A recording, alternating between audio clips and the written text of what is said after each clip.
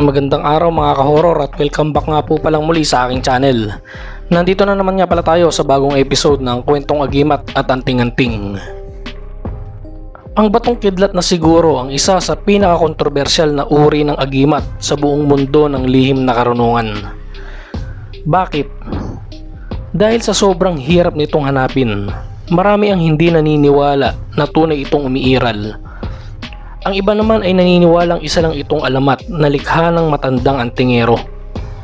Ngunit sa kabilang dako, habang iilan lang ang tunay na nakakakita ng ganitong bato, tila nagkalat naman ito ngayon online.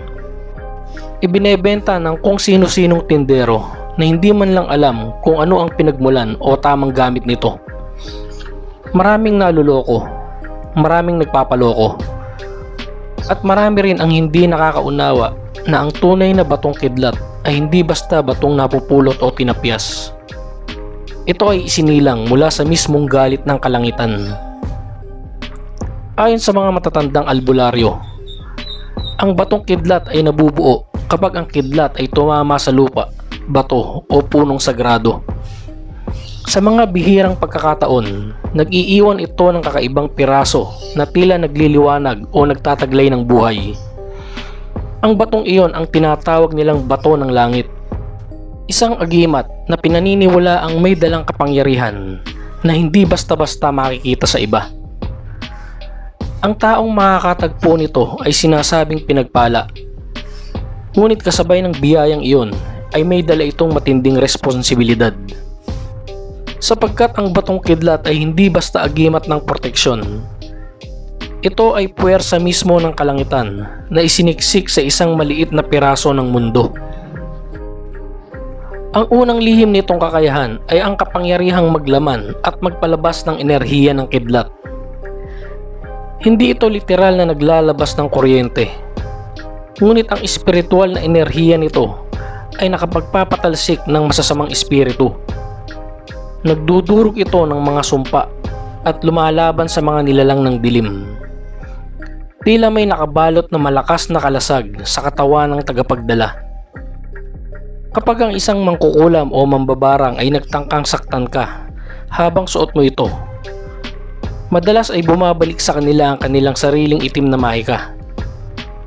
Para bang ang mismong kidlat ng langit ang humahatol. Ngunit hindi lang proteksyon ang kaya nitong ibigay. Ang batong kidlat ay kilala rin bilang agimat ng tapang. Maraming antingero ang nagsasabing noong una ay madali silang matinag ng takot. Ngunit nang isama nila ito sa kanilang katawan, tila naging matatag ang kanilang loob. Hindi na sila basta nag-aalangan. Ang kanilang mga desisyon ay nagiging matalas at malinaw. Ang espiritu ng kidlat na nagtataglay ng bato ay pumapasok sa kanilang diwa. Nagbibigay ng tapang na hindi nakukuha sa ordinaryong dasal. Sa mga ritual, ito ay ginagamit upang palakasin ang loob ng isang gumagawa ng mahirap na orasyon o lumalaban sa matinding espiritual na kalaban. Bukod sa lakas ng loob, isa sa mga pinakatanyag nitong kakayahan ay ang bilis.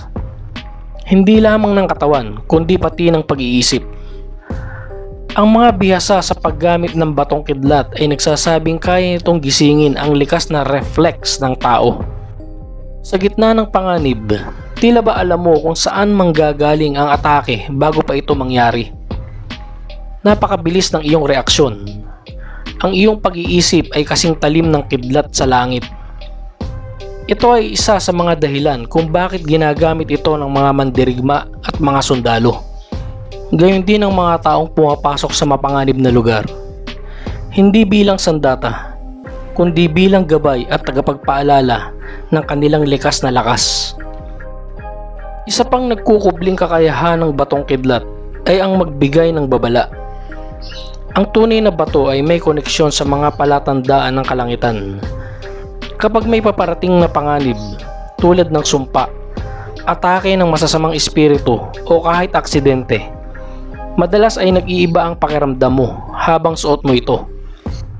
Ang ilan ay nakakaramdam ng biglaang init sa balat. Ang iba naman ay nakakakita ng panaginip o bisyon na tila babala mula sa langit. Ang koneksyong ito ay isang bihirang regalo sapagkat hindi nito kailangang gamitan ng dasal o orasyon. Usa itong kumikilos kung may banta sa iyong buhay o kaligtasan. Ngunit marahil ang pinakamakapangyarihan sa lahat na lihim na kakayahan ng batong kidlat ay ang kakayahan nitong magbasag ng kasamaan. Dahil sa taglay nitong enerhiya ng hatol ng langit, kayang pawiin ng bato ang mga kulam, sumpa, barang o kahit anong negatibong enerhiya. Kapag ito ay nasa iyong katawan, tila hindi makadikit ang mga itim na orasyon. At kung ikaw ay may dalang kasumpa-sumpang enerhiya mula sa iba, unti-unti itong binubura ng batong kidlat hanggang sa tuluyan kang mapalaya sa espiritual na gapos. Ngunit kasabay ng lahat ng ito ay ang babala. Ang batong kidlat ay hindi laruan. Ito ay gamit na nagtataglay ng lakas na dapat gamitin ng may paggalang. Maraming nagsasabi na kung ito ay gagamitin sa kasamaan o pansariling kapakinabangan, mawawala ang bisa nito. At minsan pa nga'y nagbabalik ang kapangyarihan nito laban sa may hawak. Tulad ng tunay na kidlat, ito ay nagbibigay liwanag sa dilim.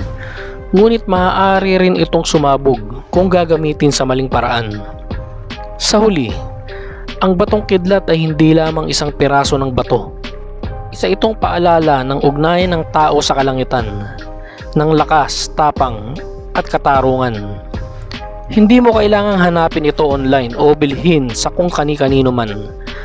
Ang tunay na kapangyarihan nito ay hindi nagmumula sa material na anyo, kundi sa pananampalataya, layunin at kadalisaya ng puso ng taong nagdadala nito. Sapagkat sa mundo ng lihim na karunungan, hindi sapat ang pagkakaroon ng agimat. Kailangan mo ring maging karapat-dapat dito. Tulad ng kidlat, ang kapangyarihan ay isang biyaya at isang panganib. Maaari itong magligtas o makasira. Ang tunay na lakas ay hindi nasusukat sa kung anong agimat ang iyong hawak, kundi sa kung paano mo ito ginagamit para sa kabutihan. Kung ang iyong puso ay dalisay at ang layunin mo ay makabuo, hindi man dumating ang tunay na batong kidlat sa iyong kamay, ikaw mismo ang magiging kidlat na babago sa iyong mundo. Hanggang dito na lang mga ka-horror, at samahan niyo akong muli sa mga susunod ko pang mga kwento patungkol sa mga agimat at anting-anting. Maraming salamat po.